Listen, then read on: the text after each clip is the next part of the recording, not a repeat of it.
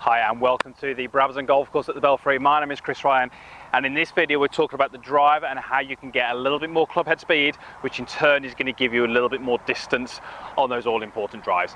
Just before we go through exactly what I want you to do, in the corner of the screen you should have the details for my social media accounts, so if you don't already, then please go ahead and follow me on those.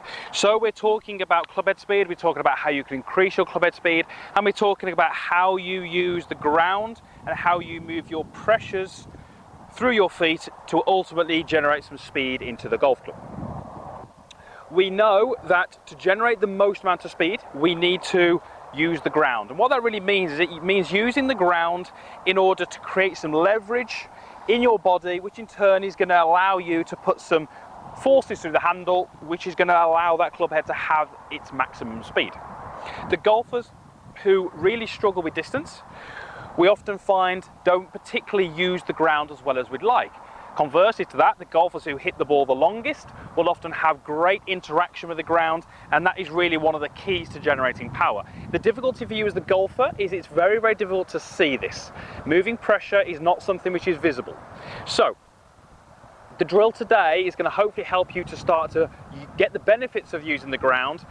And this is something I want you to do in practice. Now this is a really, really simple drill because you don't need anything other than a driver, a golf ball and your practice facility. So what you're going to do is you're going to take your address position. I'm just doing this inside the ball first of all because it's just a practice.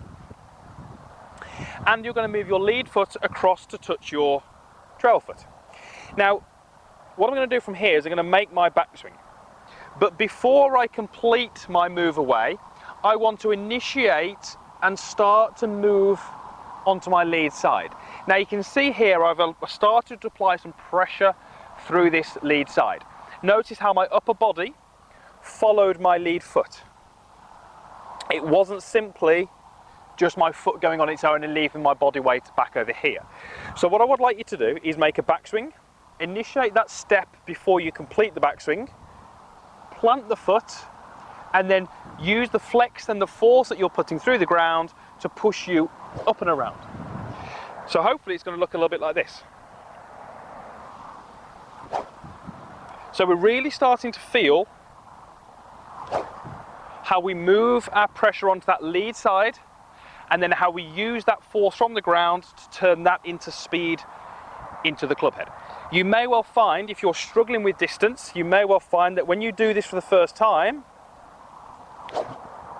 you swing the club without stepping. You find it quite difficult to actually get that step in there, and you'll find it very, very difficult to coordinate this move and very difficult to make it smooth. When we do this correctly, it should feel a very, very smooth transition from the backswing to the downswing, and that's really what we're after. So practice swings first. Start to shift that pressure, use that force that the ground is offering you to push you up and around, and that's hopefully going to give you some more club head speed. When I do this with golfers, sometimes the strike is a little bit iffy because of what we're trying to do, but often we see quite a jump in club head speed just because we're starting to use that ground. Now ultimately, when I hit my golf shot, what am I trying to do in the backswing? Well, I'm trying to unweight this lead foot. I'm not trying to shift over here, but certainly when I get towards halfway back and 3/4 into my backswing, I'm feeling that there's less weight on this lead foot. I'm taking a lot of the pressure off that foot, which then means I'm in a position to do pretty much what I've just done in that drill. I can then start by applying some force, putting some more pressure through that, and I can hopefully generate the same sort of feelings and ideas on a full shot from a standard setup as what I've done from that drill. So let me have a go and hit one. So on the 16th hole here on the Brabazon. So I'm going to do this exactly as we demonstrated. I'm going to take my normal setup. So I've got my distance to the ball, my alignment, all those kind of things, and I'm just going to move my foot across here, and now I can go ahead and execute.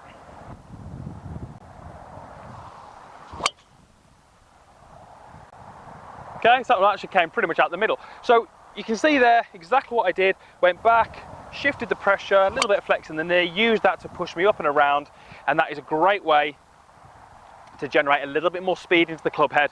And if we can do that under control, we should be able to still hit the middle, hit longer drives, shorter second shots. It's a much, much easier game if we can advance that ball a little bit further down the fairway. So that's the step drill. Fantastic way of understanding how to use the ground and the forces that you can generate through the ground, and ultimately it's going to help you hit some better drives. Thank you for watching. Hopefully that's helpful to you. If it was, please click the like button.